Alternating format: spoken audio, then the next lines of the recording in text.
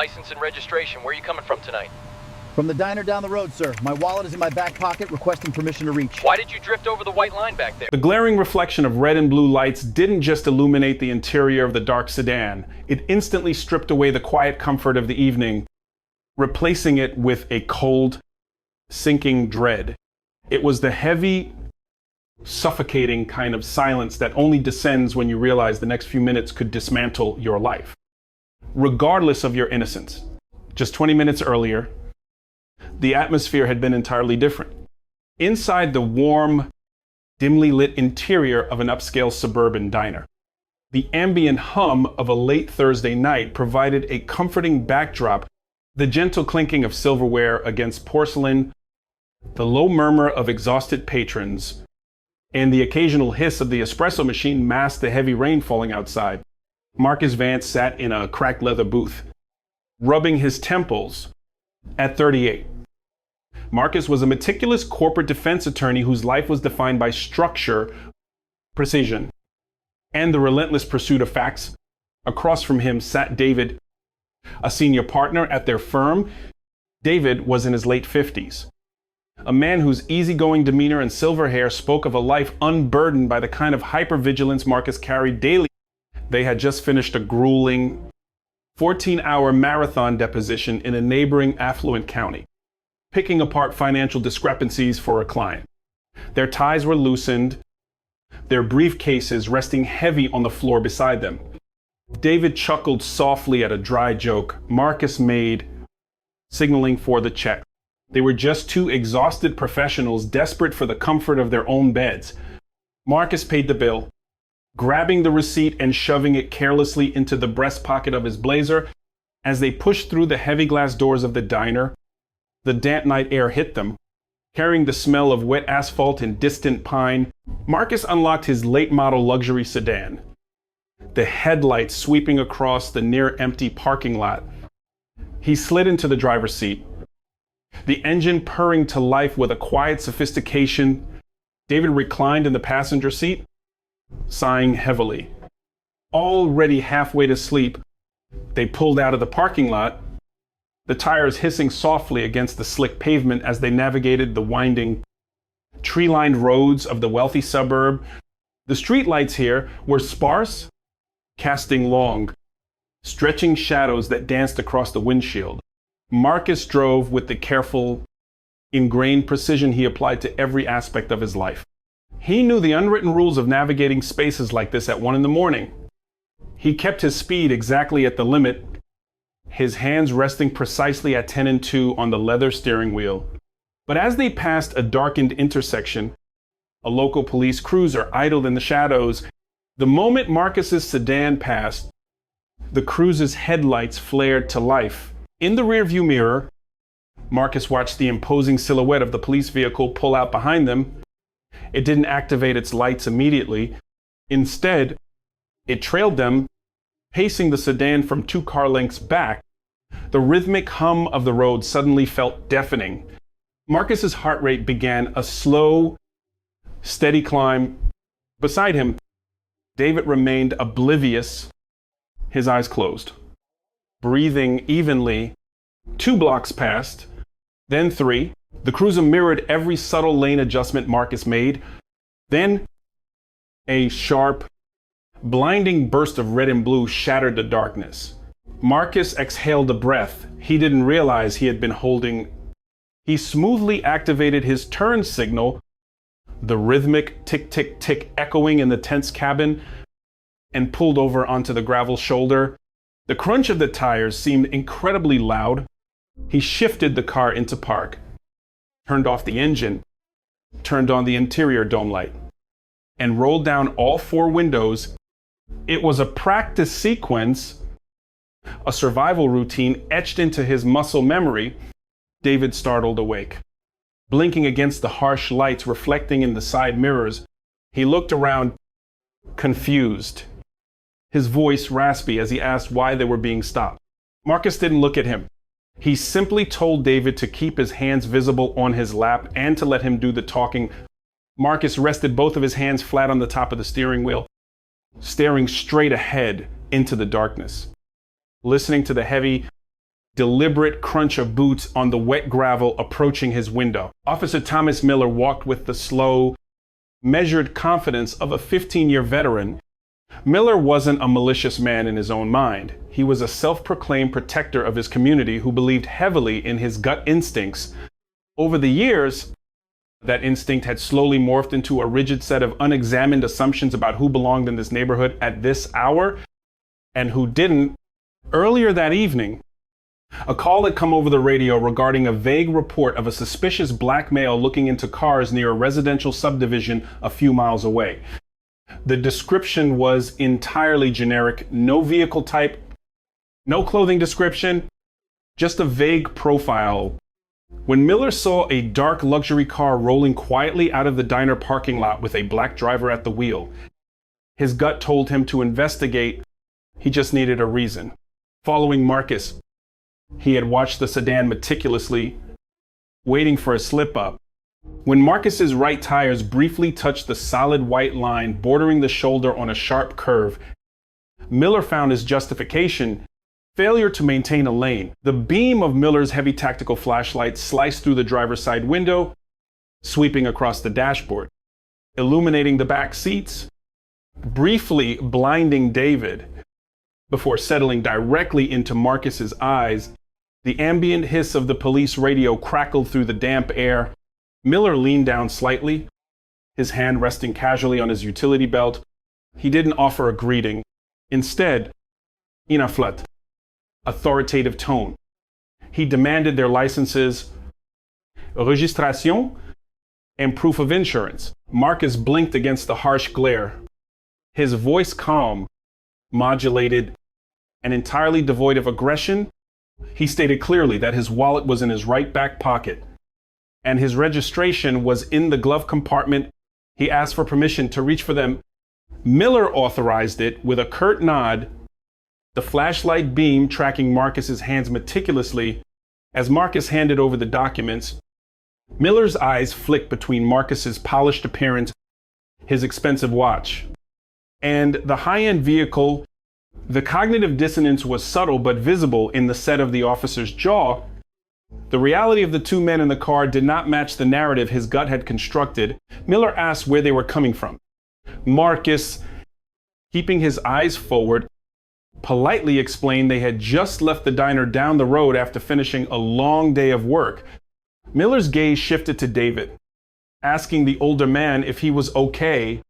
David, entirely bewildered by the underlying tension, chuckled and said he was just tired from a deposition, confirming Marcus's story, but Miller wasn't satisfied.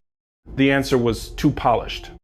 The vehicle too clean, the men too calm. His internal bias, disguised as veteran intuition, refused to let the encounter end. He took their IDs and walked back to his cruiser, leaving the two men in the suffocating silence of the illuminated sedan. Inside the cruiser, Miller ran the names and the plates. The system returned nothing but clean records. Marcus Vance, no criminal history. Registered owner of the vehicle. David, astoundingly clean as well. By all procedural standards, the traffic stop was over. Miller had his answer. He could write a warning for touching the white line and send them on their way, but his radio squawked again. A distant dispatcher updating the earlier suspicious person call. Nothing concrete. Just a reminder that the individual hadn't been located. Miller looked at the dark sedan illuminated by his headlights. He decided to press. When Miller returned to the driver's window, he didn't hand the licenses back. He kept them pinned against his clipboard. He leaned in slightly closer, his tone shifting from authoritative to conversational, a well-known interrogation tactic. He asked Marcus whose car it was. Marcus calmly replied that it was his, as indicated by the registration. Miller then asked what kind of law they practiced, subtly testing the deposition story. Marcus answered evenly, stating they were corporate defense attorneys. The air grew thick as Miller paused, letting the silence stretch, hoping to provoke a nervous reaction, when Marcus simply sat there, breathing calmly, hands still on the wheel. Miller made his move. He stated that there had been some break-ins in the area tonight. He asked Marcus if he had any weapons, drugs, or large amounts of currency in the vehicle. Marcus felt a cold spike of adrenaline, but his training immediately clamped down on his emotions. He recognized the pivot. This was a classic fishing expedition. Marcus stated clearly that there was nothing illegal in his vehicle. Miller nodded slowly, the flashlight beam dancing across the center console. Then, Miller asked the question that crossed the legal threshold. He asked for consent to search the vehicle to ensure they didn't have any stolen property. David shifted uncomfortably in his seat, leaning forward to intervene, opening his mouth to assure the officer they had done nothing wrong, but Marcus cut him off with a sharp, imperceptible gesture. Marcus knew that in this exact moment, compliance out of convenience was a surrender of fundamental rights, and asserting those rights was often viewed as an admission of guilt. Marcus looked directly into the flashlight beam, his voice steady, projecting the quiet authority of a man who spent his life dismantling arguments in federal court. He politely, but firmly, declined to search, stating he did not consent to any searches of his person or his property. Miller's demeanor instantly hardened. The conversational tone vanished. He stepped back from the window, his posture rigid. He told Marcus that if he had nothing to hide, a search shouldn't be a problem. He then added that he could simply call a K9 unit to sniff the perimeter of the car, and if the dog alerted, he wouldn't need consent. He instructed Marcus to turn off the car completely and hand him the keys. This was the turning point. The procedural mistake was crystallizing in real time. Marcus, his mind sharp and focused, knew the law with absolute clarity. He knew that an officer cannot prolong a routine traffic stop beyond the time reasonably required to complete its original mission, in this case, issuing a ticket for a lane violation, unless there is independent, reasonable, articulable suspicion of another crime. This was established precedent. Miller had run the plates, verified their identities, and found no outstanding warrants. The purpose of the stop was complete. By holding their IDs and threatening to call a K9, Miller was illegally detaining them. Marcus didn't raise his voice.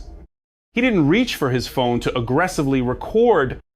He knew the officer's body camera was already rolling, capturing every word. Marcus spoke with the deliberate cadence of a lawyer laying a trap on cross-examination. He asked Officer Miller if he was writing a citation for the lane violation. Miller, caught slightly off guard by the formal phrasing, said he was still investigating.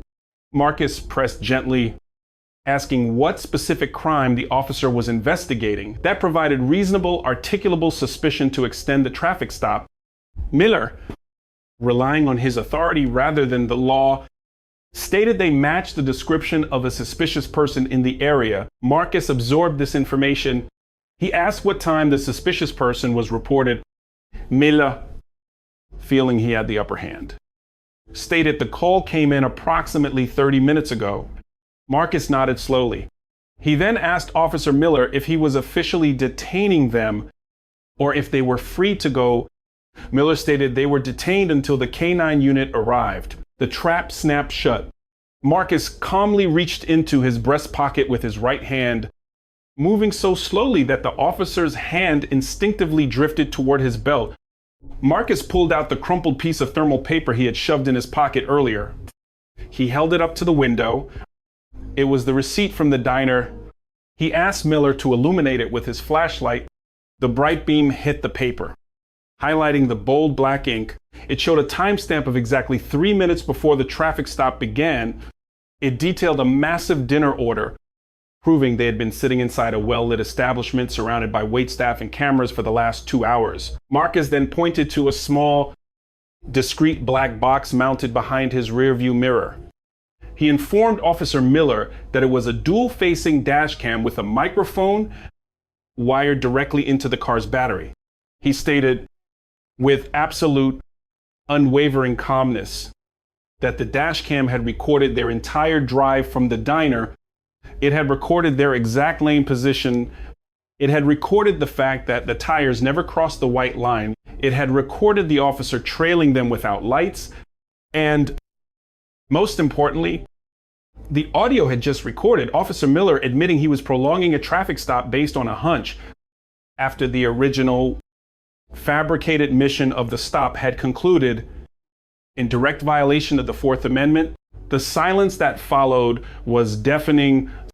The only sound was the heavy rhythm of the rain beginning to fall against the metal roof of the cruiser. Miller stared at the receipt, then at the dash cam, then back to Marcus's unwavering eyes. The realization hit the veteran officer like a physical blow. He hadn't pulled over a suspicious person.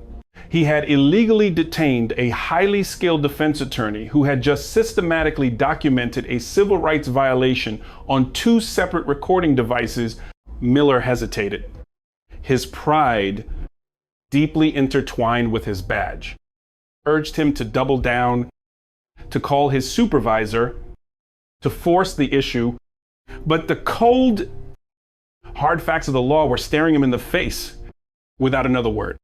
Miller unclipped the licenses from his board. He handed them back through the window, his movements stiff and mechanical. He mumbled a quiet directive to drive safely, turned on his heel, and walked back to his cruiser. He didn't issue a warning. He didn't issue a ticket. He just got in his car, turned off his overhead lights, and drove away into the damp night, leaving the sedan idling alone on the gravel shoulder. Inside the car, the tension broke like a snapped wire. David exhaled violently, a mixture of shock and outrage flooding his system. He began to rant, his voice echoing in the cabin, talking about filing lawsuits, calling the chief of police, and demanding accountability. He was furious at the indignity, the sheer blatant profiling they had just endured. But Marcus didn't share his fiery outburst. Marcus simply rolled up the windows, put his hands back on the steering wheel, and stared into the dark road ahead. His hands, which had been perfectly steady during the encounter, now held a faint, uncontrollable tremor. The aftermath of that night didn't play out in dramatic courtroom shouting matches or immediate justice. Life rarely works that way. Marcus did file a formal complaint with the department, submitting the dash cam footage and the meticulously documented timeline. There was an internal affairs investigation conducted quietly behind closed doors. Sergeant Harris, the department supervisor who reviewed the footage, recognized the severe liability Miller had created. The subtle internal bias, masked as veteran intuition, was too blatant to ignore when confronted with undeniable evidence. But there was no public reckoning. Officer Miller wasn't fired. He was quietly reassigned to a desk role pending a retraining seminar on search and seizure protocols. A bureaucratic slap on the wrist, buried in paperwork, designed to protect the municipality from a costly civil lawsuit. For David, the incident became a shocking anecdote, a story he would tell at dinner parties about the night he truly saw the system's flaws. But for Marcus, it was a heavy, lingering shadow. It was the quiet, exhausting reality of knowing that all his education, his polished exterior, and his legal expertise were not enough to shield him from the immediate assumption of guilt. He had won the legal chess match, but the emotional toll was a weight he had to carry alone. It changed the way he drove home at night. It changed the way his heart pounded every time a cruiser pulled out behind him. It forces a quiet, uncomfortable question to the surface.